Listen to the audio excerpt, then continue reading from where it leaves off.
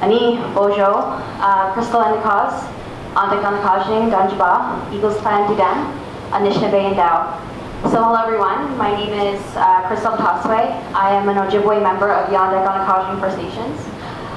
It's my pleasure to be here today, but it's also my great honor as well to be one of our keynote speakers.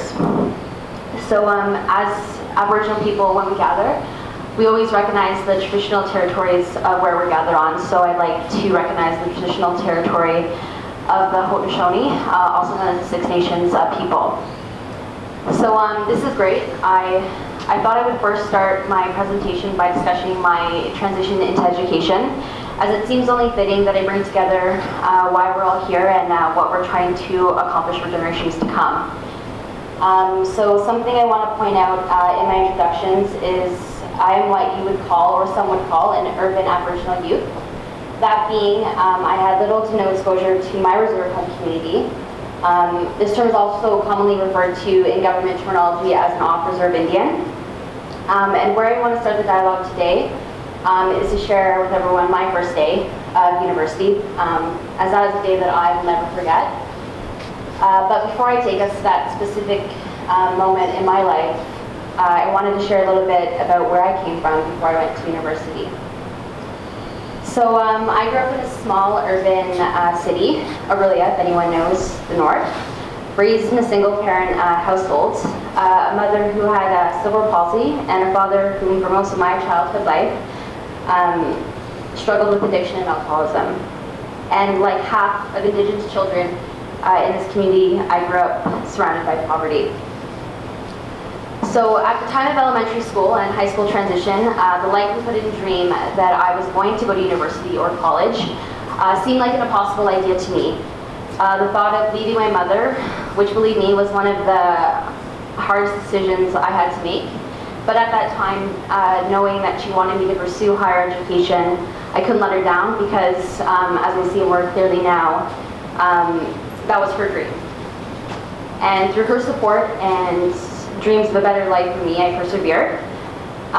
So going back to my first day of university, and again, I remind everyone I'm the first of my family to go to post-secondary, so I didn't have parents telling me how it would be on the first day, how to get there, what I should do, or what it was like for them on their first day. And really all I can remember is being really scared. And I walked into York University's library, which had 4 floors and hundreds of computers. And I remember signing into my school email account and seeing my first email coming from an Aboriginal counselor who worked for the Centre of Aboriginal Student Services. And that feeling that I had, the anxiety, was a weight lifted off my shoulder. I think at that very moment, I remember thinking, there's others exactly like me. They're starting their next journey into post-secondary, and I wasn't alone. And the reason I tell that story is because it was the institution that had the support in place, that had the programs for Aboriginal students like me to thrive in this new environment that we were going to call home for the next 3 to 4 years of school. This was a space for Aboriginal students where we could practice our own traditions, smudge, something that I practice in, gather as people, share our stories and culture with one another. We had powwow, we have an annual powwow at York University. I think McMaster has similar events on their campus as well. And I'm still thankful to this day, as this was the place I spent most of my university career, made most of my friends, and gave me the support to get me through those 4 years of post-secondary. And for some, the transition doesn't always happen right out of high school, like me. Some of us come as mature students later on in our lives, some with little ones to take care of, that have to understand childcare systems and pay for childcare systems while they attend school. Others go to bridging programs because of their location or lack of support, were unable to finish high school. And for many students, they have to leave their communities and travel away from their homes to participate in post-secondary institutions, as Rebecca has mentioned. So it's hard, and which also has financial burdens that we look at for on-reserve community members, and that homesickness feeling starts to take place and its toll on many who can't find community within the institution or in education itself. So, and again, like the struggle besides what all students have to go through, such as their transitions, higher expectations from educators, financial management and understanding routes, living arrangements, as we move into the future of education, where we'll hopefully see more Aboriginal youth entering into the school systems, we need to understand these barriers more in depth and work to overcome the gaps in the systems themselves. So from there, when I transitioned into the workforce, this was no different in my eyes. I also expected my employer to have the same resources available to me when my next step was with RBC, the Royal Bank of Canada. And to my utter excitement, there was an Aboriginal employee resource group called the Royal Eagles. And the Royal Eagles is an employee fellowship of both Aboriginal and non-Aboriginal employees who work together to raise awareness and support of Aboriginal culture throughout RBC. It provides a support system for RBC employees and acts as a liaison between the bank, its employees, and the Aboriginal community. So from this group, we see similar things happening as we do an Aboriginal Resource Center. We gather at certain conferences and events. We're able to share stories with one another and welcome new employees who come into RBC, and we have these calls and throughout the year. And we have networks of people from coast to coast all across Canada that we can use and depend and rely on when we need support, a friend, or a mentor. So that was great. I had this employee resource group of Aboriginal people that I could branch and network with. And I'll leave that point for a minute. I'll touch upon it in a second, but I just want to talk a little bit more about how I started with the financial institutions. So I started with the financial industry by chance through one of their specific programs, Aboriginal programs that I now manage, called the Aboriginal Summer Internship Program. And I want to jump even back further than that because I actually applied to their scholarship opportunity in my first year of completing my undergrad. And at the bottom of that very, very long application, there was a box that said, would you be interested in working at one of our branches full time? And knowing that I would probably have a summer job, I clicked yes. And again, never thinking I would work for a bank. A recruiter called me a few weeks later and asked me if I would be interested. So I did my first summer as a client service representative. So that's same equivalent to a teller. And then I became an account manager during my second summer. And then during my second summer, I was invited to an Aboriginal leadership conference hosted by RBC, and I met an HR professional there. So this has led to an HR internship in my last and final year of school, and this in turn was where I was offered my first full-time permanent role in their human resources department. So I look back now and I think that was easy. To study for 4 years in a program that I'm passionate about, I took human resources at York University, and then to be offered a full-time position before I graduated. So if we look at my example, that being at the right place at the right time with the right resources in front of me, I was able to transition into the workforce smoothly, for lack of a better word. But would I say that I'm lucky? Would I say it was a place to find me? Was it my determination to find that HR mentor or contact and network to find the right people? And to be perfectly honest, I think it was all of these things that led to my successful transition. And my hope is that we see more of this in years to come. So, from my experience, as a new Aboriginal youth, now working in human resources for the largest bank of Canada, I saw an opportunity to communicate to young Aboriginal youth and an audience I shared many commonalities with, to know the business side of what it was like to work for the financial institution and what they could expect from us as an employer. But to highlight why us. Why would you want to work for RBC?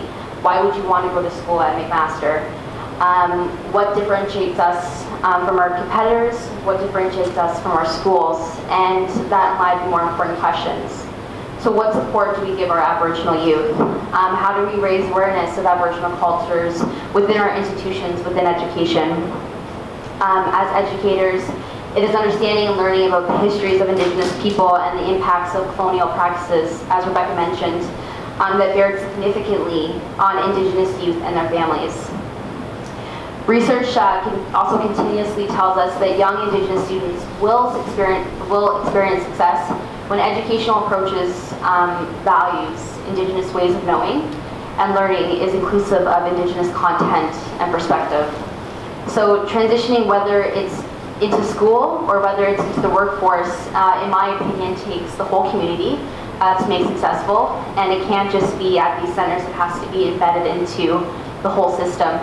High school counselors, and it has to start at a younger age as well, so high school counselors, community partners that are on reserve and off reserve, colleges, institutes, universities, and employers. And I want to bring in an HR concept for just 1 minute. We live in a day and age where potential candidates, youth, don't look on organizations' websites or university websites to find out more about careers or about the institutions themselves. They want to hear real people. They want to hear real employees. They want to hear from real peers. And the distrust of a company or an institution hiding behind its brand of who they are is no longer valid. Generation X and Y want to know and will ask hard questions, and Aboriginal youth fall into that category of asking. So, and the streams of where we're seeing most of this is happening in social media. And so with that generation moving into the workforce, moving into education, the idea of always being on as employers, as institutions, we need to be always ahead of the game, and we need to be on, and we have to share Aboriginal students. We need to share about successes of Aboriginal employees. What I find very interesting about my role at RBC, I'm a diversity sourcing specialist, so I look after our Aboriginal portfolio. What I find interesting is through all the commonalities we have as Aboriginal people, what it means to us, who we are, how we've lived, whether that's been the increasingly urbanized demographic, the rural population who transition, and whether that's before school or later on in life.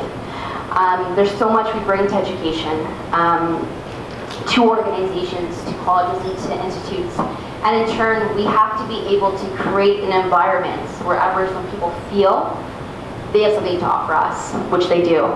And I don't see this happening or being done well in silo structures. It needs to be a joint effort from all levels, departments, and within organizations' framework. And before I close, I just want to leave everyone with a final thought. And I'm quoting here, so by 2026, about 400,000 Aboriginal youth are going to enter the workforce. 3 out of 10 Aboriginal people are under the age of 14. And we have a tremendous opportunity to educate and equip these young people, from a place that's culturally centered. And if we don't talk about this opportunity now and work to get it right, we'll be living with the consequences of our inactions for generations to come. So in closing, as I look around the room, I see a dynamic group of leaders, influencers, gatekeepers who can change the course of how Aboriginal youth transition into the workforce or into education. And the onus cannot fall on one organization or institution, but rather collective responsibility and cross-accountability from all levels. And it doesn't necessarily always have to be, I'm going to have a conference or in large audiences. It's at the dinner table. It's at your coffee dates with friends and peers. What are you saying about Aboriginal people? Are you talking about the issues? And as we leave here today, we've gained knowledge and made inroads being part of this initiative, partnership with Overcome the Gap. Today has been a huge honor for me, and I hope we continue on this good path and others take part in the movement. And I also want to say a big thank you to all of our volunteers and coordinators, especially Rebecca, for organizing to get us all here today. And I leave with one of my favorite quotes from a Native American proverb. We don't inherit the earth from our ancestors, we borrow it from our children. Chimigwech, thank you.